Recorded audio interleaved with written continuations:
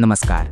DP. Chaudhari प्रस्तुत आपली शाळा आपणा स्कूल या यूट्यूब चॅनलमध्ये आपणा सर्वांचे हार्दिक स्वागत. नवीन शैक्षणिक व सामाजिक व्हिडिओ बघण्यासाठी प्लीज लाईक, शेअर आणि सबस्क्राईब करा. नमस्कार. आज गुरुपौर्णिमा. गुरुर्ब्रह्मा गुरुर्विष्णू गुरुर्देव महेश्वरा गुरुर साक्षात परब्रह्म तस्मै श्री गुरुवे नमः. गुरु म्हणजेच शिक्षक, गुरु म्हणजेच मार्गदर्शक, गुरु म्हणजेच संत महंत, गुरु म्हणजेच ऋषी मुनी. या सर्व गुरुजनांना वंदन करून आणि त्यांचा आदर करून आपल्यासमोर विषय मांडत आहे गुरुपौर्णिमा. गुरुपौर्णिमा हा दिवस गुरूंचा मान राखण्याचा, त्यांचा सन्मान करण्याचा, त्यांच्या प्रती आदर व्यक्त करण्याचा, कृतज्ञता व्यक्त करण्याचा हा दिवस आहे. गुरुपौर्णिमा हा हिंदू संस्कृतीतील एक पवित्र आणि महत्त्वपूर्ण सण आहे. आषाढ महिन्याच्या पौर्णिमेला गुरुपौर्णिमा साजरी केली जाते. याच दिवशी महर्षी ऋषी वेदव्यास यांचा जन्म झाला होता.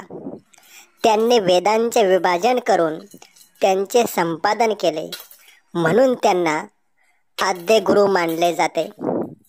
हा दिवस व्यास पौर्णिमा म्हणूनही ओळखला जातो. गुरुपौर्णिमेच्या दिवशी शिष्य आपल्या गुरूचे आशीर्वाद घेतात. भारतात गुरुशिष्य ही अत्यंत आदरणीय प्राचीन परंपरा आहे. उदाहरणार्थ, शुकदेव यांचे गुरु वेदव्यास, अर्जुनाचे गुरु द्रोणाचार्य, श्रीकृष्णाचे गुरु संदीपनी मुनी, श्रीरामाचे गुरु वशिष्ठ ऋषी, कर्णाचे गुरु परशुराम, छत्रपती शिवाजी महाराजांचे गुरु संत रामदास स्वामी, तसेच दादोजी कोंडदेव, संत निवृत्तीनाथ हे संत ज्ञानेश्वरांचे गुरु, तसेच संत नामदेव यांचे गुरु. गुरु ह्या शब्दाचा अर्थ आहे अज्ञानाचा अंधार दूर करून ज्ञानाचा प्रकाश देणारा. गुरु म्हणजेच अज्ञानाचा अंधार दूर करून ज्ञानाचा प्रकाश देणारा. गुरु हा शिष्याला उपदेश करतो, ज्ञान देतो, जगण्याचा मार्ग शिकवतो आणि शिष्य गुरुला गुरुदक्षिणा देतो. गुरुपौर्णिमेच्या दिवशी एकलव्य या शिष्याला विसरता येणार नाही. या आदर्श विनम्र शिष्याने तर आपल्या गुरूंना उजव्या हाताचा अंगठा कापून दिला होता. महाभारतातील ही कथा फारच प्रसिद्ध आहे. तसेच धार्मिक दृष्टीने विचार केला तर आदिगुरु दत्तात्रय हे सर्वश्रेष्ठ गुरु आहेत. आदिगुरु दत्तात्रय यांनी या पृथ्वीवरती 10 वेळा अवतरण घेतले. शिर्डीचे साईबाबा हे त्यांचे शेवटचे अवतरण. त्यांनी विविध ठिकाणी संपूर्ण विश्वामध्ये अवतरण घेऊन संपूर्ण मानव कल्याणासाठी गुरुतत्व जागृत केले. मानवातील गुरुतत्व जागृत करण्यासाठी त्यांनी विविध माध्यमातून विविध अवतरण घेऊन हे कार्य केले.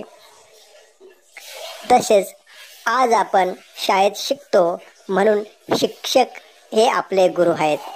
ज्याप्रमाणे घागरीने पाण्यापुढे वाकल्याशिवाय ते पूर्ण भरले जात नाही, त्याचप्रमाणे शिष्याने म्हणजेच विद्यार्थ्याने गुरुसमोर नतमस्तक विनम्र झाल्याशिवाय त्याला ज्ञान घेता येत नाही. म्हणून म्हणतात, विद्या विनयेने शोभते. गुरुविन नाही भक्ती, गुरुविन नाही शक्ती, गुरुविन नाही युक्ती, गुरुविन नाही मुक्ती. शेवटी एवढेच म्हणेल, गुरुने दिला ज्ञानरूपी वसा, गुरुने दिला ज्ञानरूपी वसा. आम्ही चालवू हा पुढे वारसा, आम्ही चालवू हा पुढे वारसा, पुढे वारसा.